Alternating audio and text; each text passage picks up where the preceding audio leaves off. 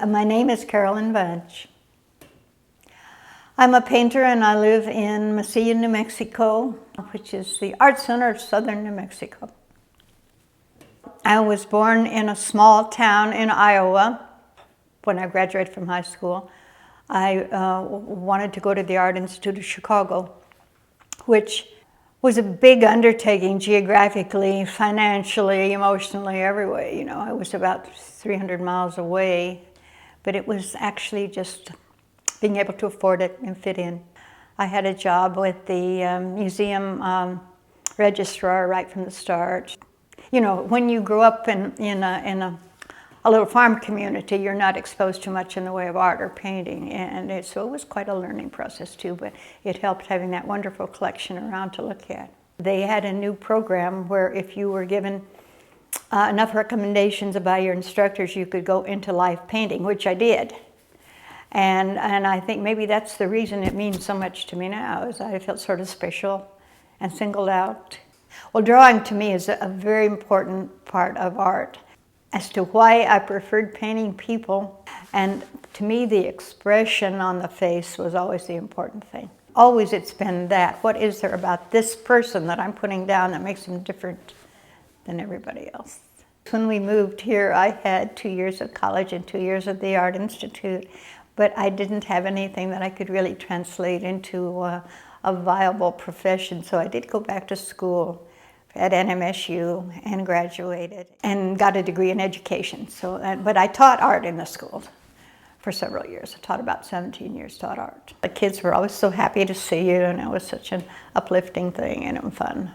I think teaching art is important because it's a way of bringing in the history of human beings, you know. When you think of what we know about history, strictly from the art that's been left, you know, even if it didn't do any more than help them appreciate the past. Yet the process of creating is totally consuming. The idea of picking up an instrument and working with your hand on a surface, there's nothing that comes close to that too. Well, Michelangelo said it best. He said it's divine discontent. And it is. You're never completely happy. And if you are completely happy, you better stop and think about it. I like to keep something around till I've looked at it a long time. I like to tinker. I like to fuss. I have done away with a good many pictures in that process. But in the end, if you can look at something and say, okay, this is what I wanted. Now, I like to work with many things. I like to work with oil paint. I like pastel. I like watercolor. I like pen and ink. I like monotypes. I don't just confine myself to one thing or another. And I rarely do landscapes unless it's something like Venice, which is pretty hard to ignore. What can I say about the arts community? When I came, I think there were about 3 people who had any connection at all that I could find with the arts, and they were the ones they were always the ones that were spoken of. Being close to Mexico was to me always a big help because I spent a couple summers down in San Miguel de Allende going to art school there.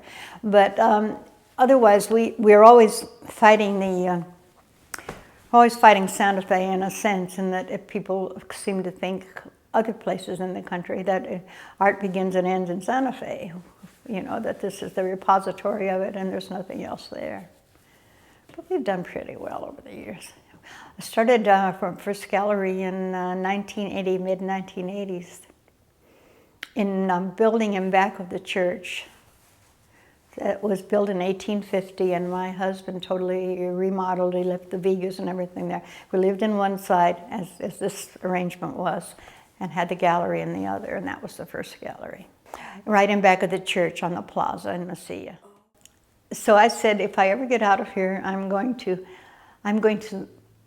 go every place I can, which I pretty much have. And I'm going to see the art in all those places, which I pretty much have.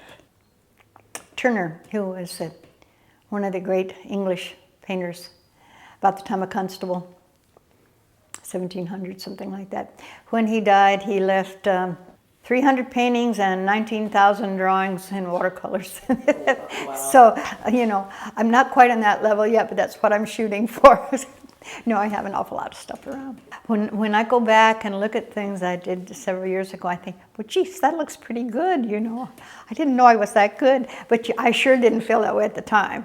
So maybe time is I get, you know, taken by an unexpected look of intelligence or sympathy or a poignancy of some sort. I hope I never find the answer. I'd like to just keep looking.